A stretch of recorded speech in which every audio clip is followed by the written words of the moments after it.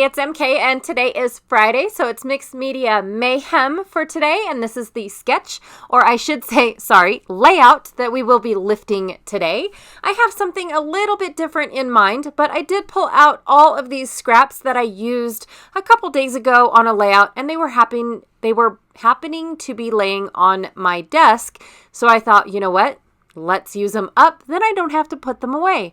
Also, too, I have these digital cut files that I have pre-cut. Now, these cut files are located in my Etsy shop, in case you guys are curious. But yeah, I plan on using the smaller ones and not the more tropical ones.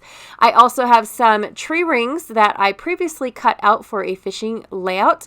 Now, this rub-on set, Vintage Artistry Everyday Essentials, I'm going to have to say, I didn't even look at it when I picked it up. I had assumed that all the stuff that I wanted to use, hey, there's my finger. Oh, because I have that little dot and I didn't know where it was from, but apparently it's a glare from my window.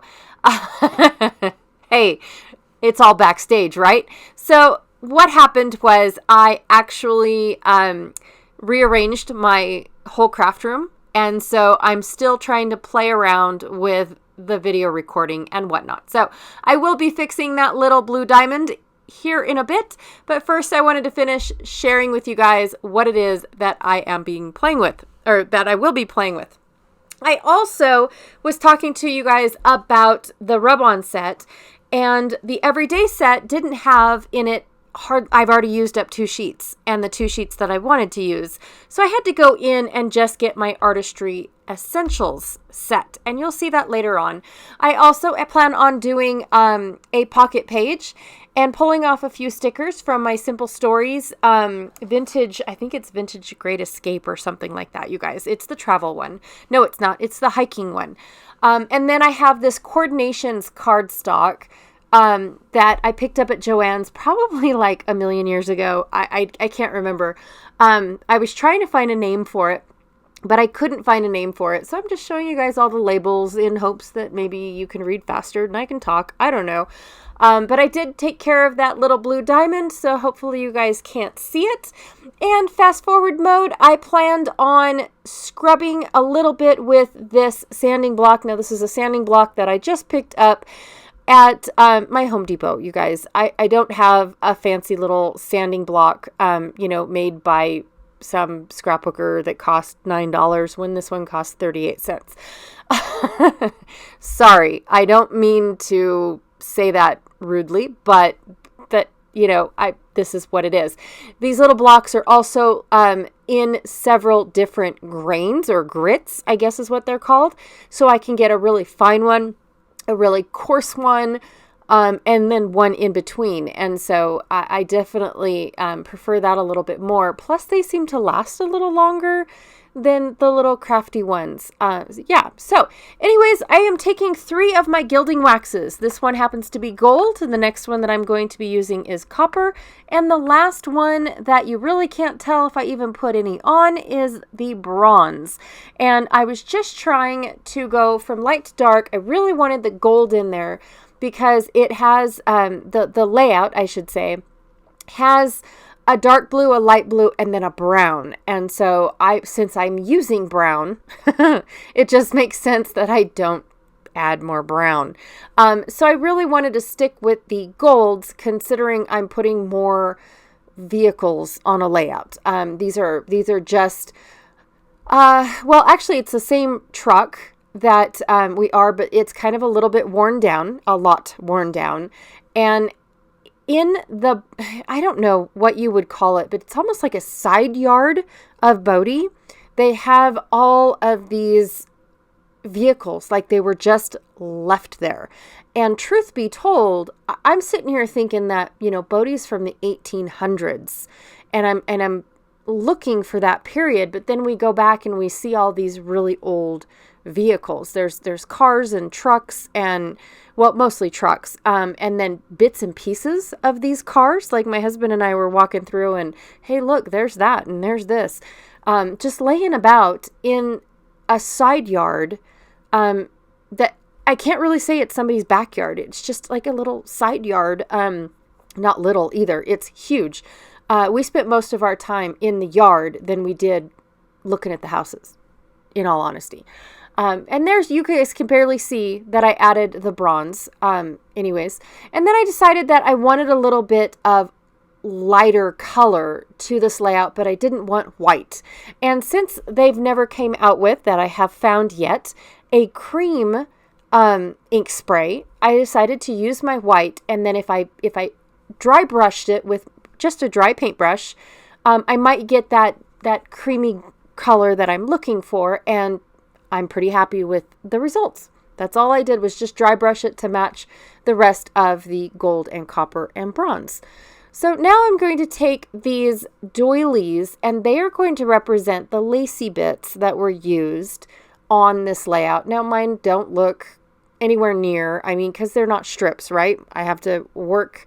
I can still work horizontally, but I'm still kind of limited to now I'm using, partial circles. But I'm still going to try to make it work. And to make sure that everything is kind of where I want it to be, I went ahead and I cut my pieces apart, but I still will work on it as if it's one full layout.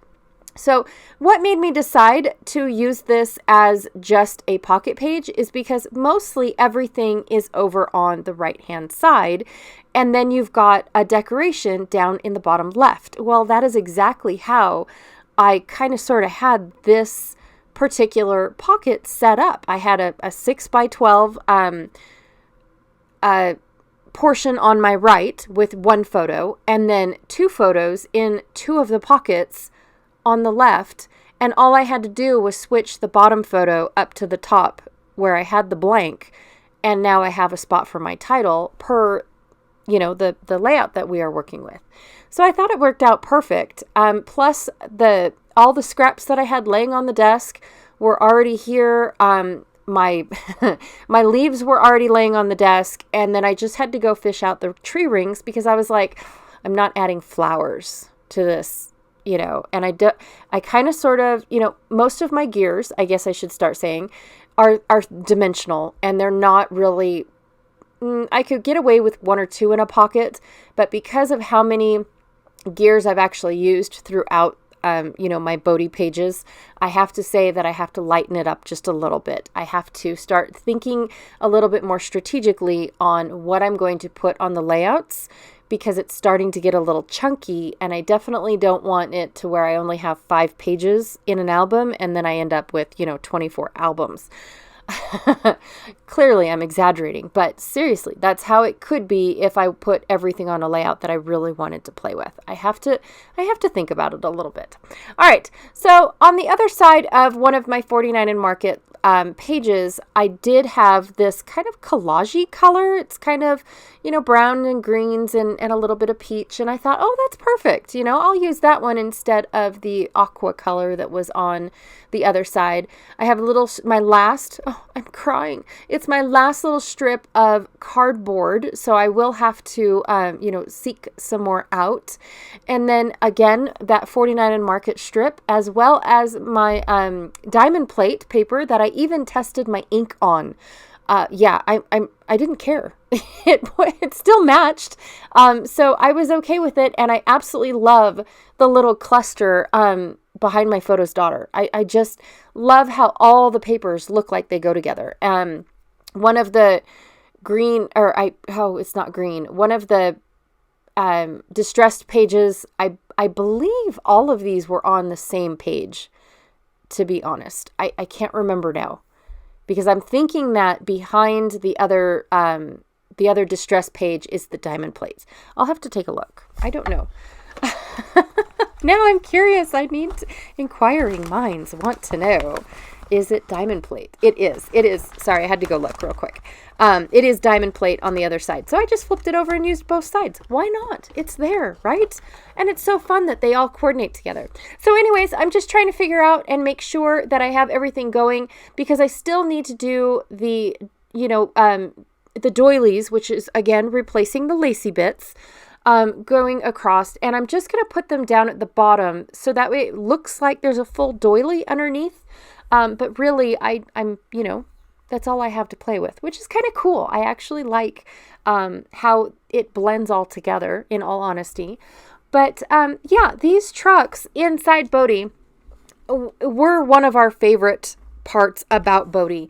And to me, I just can't imagine everybody just walking away. I mean, I just don't understand that part. But when you look at the history of Bodie, and this is kind of where I was going, yes, Bodie opened in 1800s, but it didn't shut down until 1930s. And so that's the era that I'm kind of getting stuck at. It was open one of the mines was open for 38 years. And then it still continued. I believe there was a smaller mine, or not the mine, but the mill itself stayed open. I can't really remember, you guys. I will definitely have to look it up for sure. But yeah, it was like crazy at how long. I mean, 1938, yes, these cars, were driven quite a while. In fact, they were driven all over before we even had roads nowadays. And so it's just, I don't know. I was always stuck in the brain of 1800s, and then you go out and see all these really cool cars and trucks and wagons and things like that.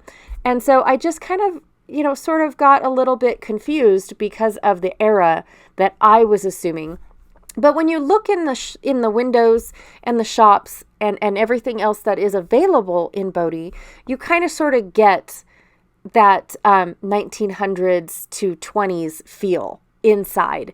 The type of wallpaper that they use, all that stuff. And I'm doing the houses later. I promise. I have loads of Bodie pictures, you guys. I just don't want to do so many that you guys get tired of listening about Bodie. I have loads of them. In fact, I was looking at some thinking that maybe they're not going to be pocket pages, but I don't know. Like I said, I have to limit myself because my album is getting a little chunky. I have 5 albums for just this year alone, and most of it is because of Bodie. And then a few other things that made it a little bit chunky along the way too. We were quite busy in 2019, by the way, and I've been looking forward to starting to work on 2020. 2020's album. In fact, I'm getting more and more excited, but I'm forcing myself to finish a little bit more of 2019 before pausing and moving on, and then coming back to this one later, which is kind of how I always work my layouts, you guys, is I don't want to get to where I'm forcing myself and then it's not fun anymore. I definitely don't want to get at that. This is supposed to be fun. It's not supposed to be a job. And that's exactly how I see it. It is so much fun. All right, so what I'm doing now is just taking all of those white leaves, and for one, did I want to keep them all white? And I put them all together, walked away, and came back and I said, gosh, I really like this. So that was the indecision. While I walked away, I also glued everything back down. I wanted to add a little bit more of these rub-ons, so I have some... they're going to be horizontal, but they could have been vertical if I wanted them to be. But they're just like little stripes. And so I'm putting some here and there. Again, it is representing the horizontal lines within the clusters of the sample layout or the scrap lifted layout. You can kind of sort of see there's really dark brown lines. There's a little bit of I want to say sprigs, I think is what it is. I can envision this layout being very chunky, especially with the types of flowers that they used on this layout. And so I really wanted to bring in those horizontal lines to represent, the lace and the sprigs and the brown stripes going across, all that stuff. I just wanted to represent it. Okay, so now I'm checking out my sticker sheet. I used all of my tree rings. I inked the edges of the tree rings because that little blue paper that I cut them out of was kind of sort of sticking out like a sore thumb, but now I love it because you can't even tell that blue paper was there. I absolutely love these. And then I found just a cool little compass that said explore, and then this last little one, I think it says let's get lost. I think that's all it says, because this is one of our favorite things to do, is walk out in the middle of nowhere and see the junk that people have left behind. I know that is not a very pleasant way to look at things, but I guess what I mean to say that is it's a protected land, And so it's protected because they don't want that junk to disappear. And my kids and I just love to see what it is. And it's kind of a really cool guessing game as opposed, trying to figure out, do you know what that is?